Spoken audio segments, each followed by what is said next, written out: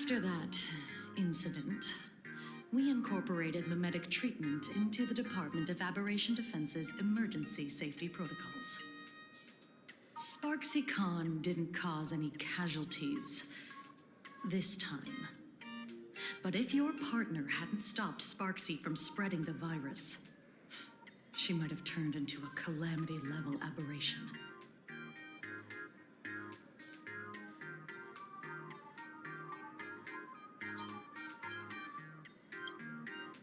Without proper containment measures, a calamity-level aberration can destroy dozens of cities as it spreads.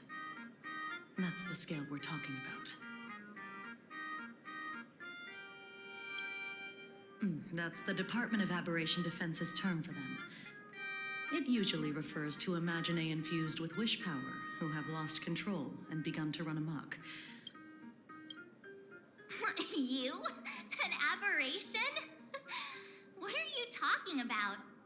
Though, I gotta say, you do look pretty weird with that mask on. Don't tell me you're a Cosmicon collective player. The Department of Aberration Defense's hazard ratings are nothing like the power ratings in some card game. Right then, that's all for the required checkup. If you're interested in aberration calamity threat levels and how they're classified, you might want to take a look at this document. However,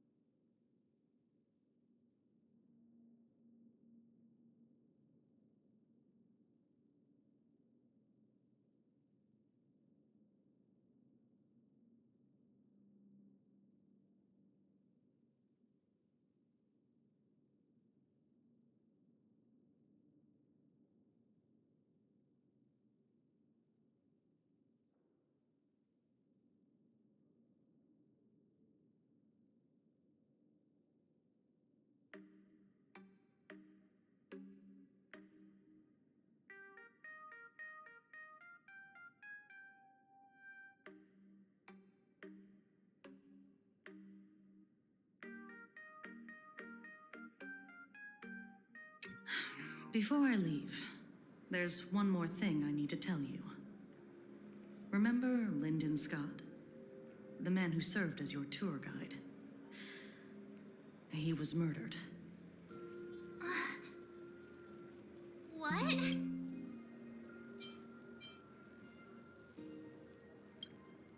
Yeah, the Scott we knew was, a really tenacious opponent. We're sure. Both the ID and genetic information of the deceased match that of Mr. Scott's. You said he was once your opponent? You don't suspect us, exactly call Scott a friend, but we'd never do anything like that to him. Easy there, young lady. I haven't even started asking questions yet. Of course, there's no way the renowned heroes of the Express would harm some lowly IPC employee simply because they had a problem with him. More importantly, both of you have solid alibis. The initial results of our investigation suggest his murder might be connected to the Phantasmoon games. I'm informing you both of this to warn you to be Anyway, I wish you success. Farewell. Scott. Could he actually... I just can't believe it. But it was Miss Kuchiba who... So, the Phantasmoon...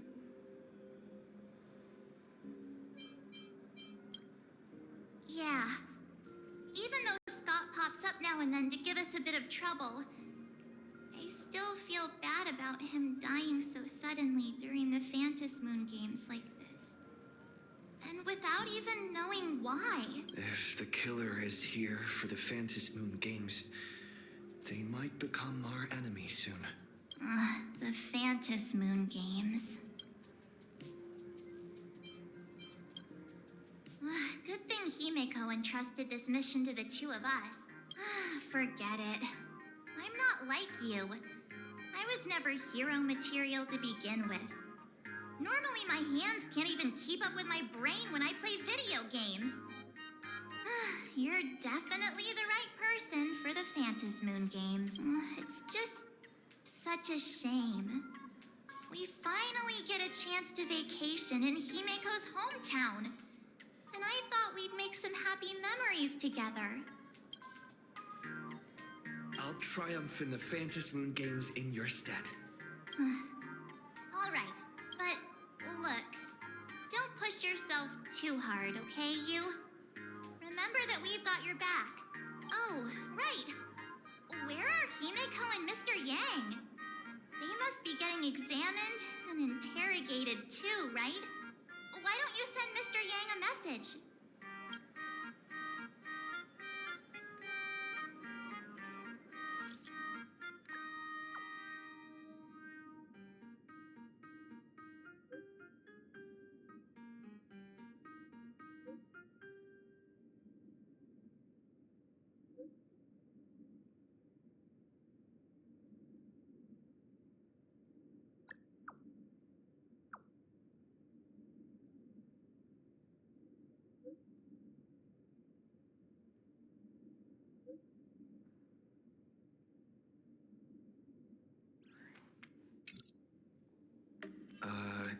Mr. Yang said he wants to hear what happened between Himeko and her dad. Can't blame him for being curious. I really want to know too.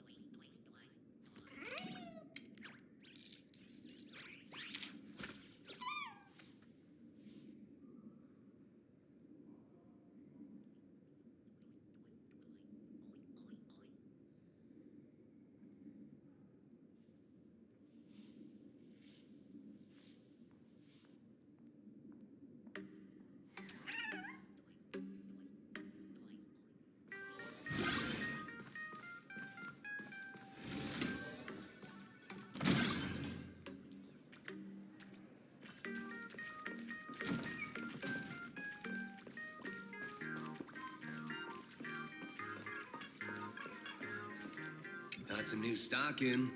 Want to hear the general store manager's recommendations?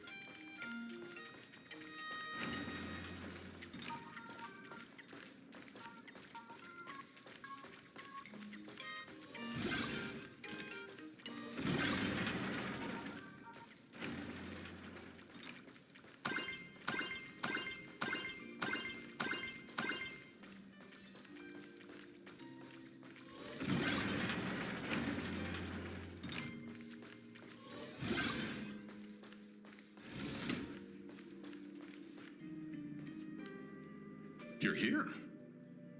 Himiko hasn't mentioned her father at all in the time since I've boarded. So, what is going on between them? As you were the only one with her at the time, you're the only one I can ask. Yeah, it really threw me for a sec when you said Himiko's father. But when you think about it, it's only natural that Himiko has a father, right? Not everyone's like me, thawed out of an ice block.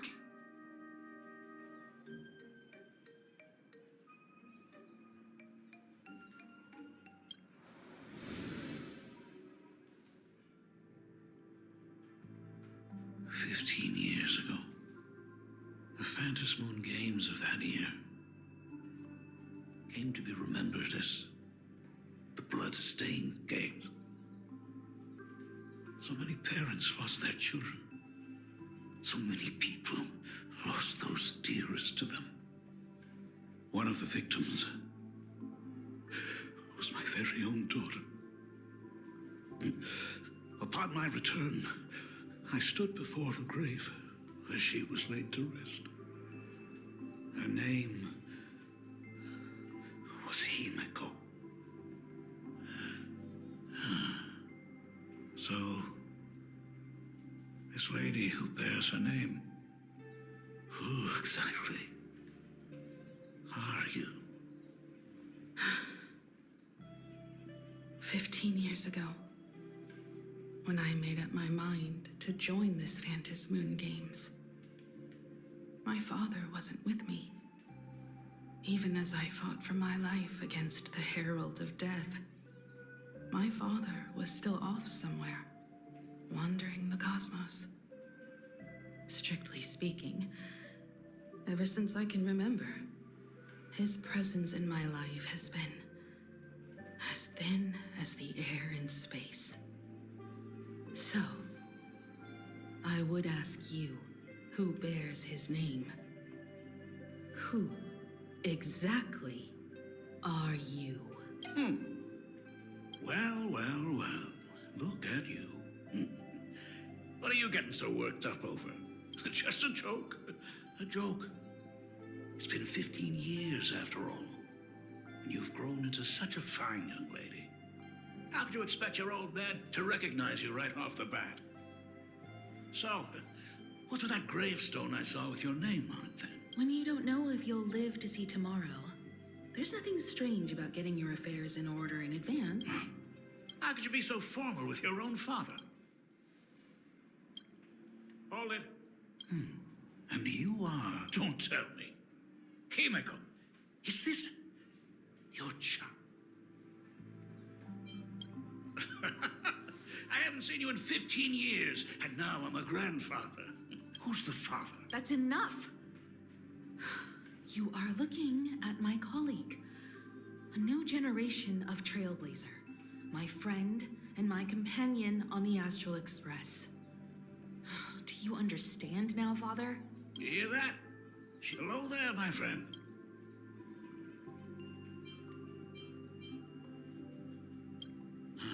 Sorry, I'm a painter. Himiko. Just slip away. The first time we met was at Mother's funeral, when I was already 6 years old. Let's put that aside for now. Were you also too busy with work when I was suffering from a weathering curse? You might not believe me, but I've been running around for your sake all this time. All these years, I've been trapped in this room that represents the past that I imaginated. And I've never left it. You didn't know about me becoming the Express's navigator either? 15 years. The Express never stopped here once. You didn't even leave behind so much as a single word to indicate you were still alive. And the Department of Aberration Defense completely sealed off all records of what happened during those Phantom Moon games. I did hear many rumors about the Astral Express, though. I even saw the navigator's name. At first, I thought it was just someone else with the same name. And even when curiosity drove me to look up your picture, I still didn't dare believe that the woman so full of poise and grace was my daughter.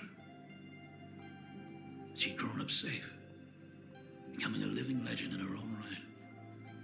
I thought about contacting the Express, but what if their navigator was just someone who happened to share the same name? I've been clinging to an absurd notion that if I never sought the answer, there was still a 50-50 chance my daughter was still alive. But if I found the answer, and it was no, then she would truly be dead. So, Himiko, how did you... I'd rather not tarry here too long. I'll be taking my leave now, Dean.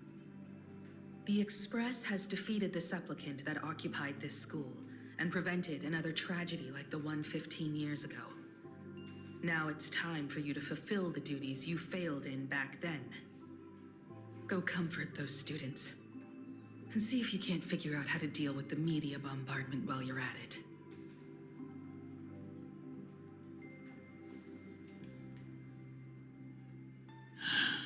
Failed in my duties. So, still mad at me?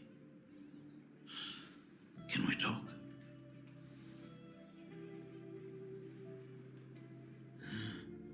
Sorry, kid. This might be a bit abrupt, but has Himiko ever mentioned her surname to you? I'm a failure of a father. I broke her heart. But what exactly happened 15 years ago?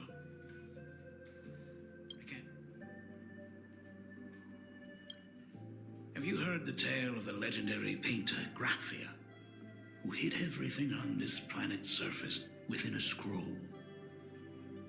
It is said that to achieve such a monumental feat, she made a forbidden exchange, sacrificing both her own life and that of her descendants, resulting in the Weathering Curse. Few descendants carrying the Graphia bloodline have lived past 30. Most of them wither like flowers while they're still young, skin cracking and peeling like dried paint. Himeko was no exception. She was tormented by the curse for years.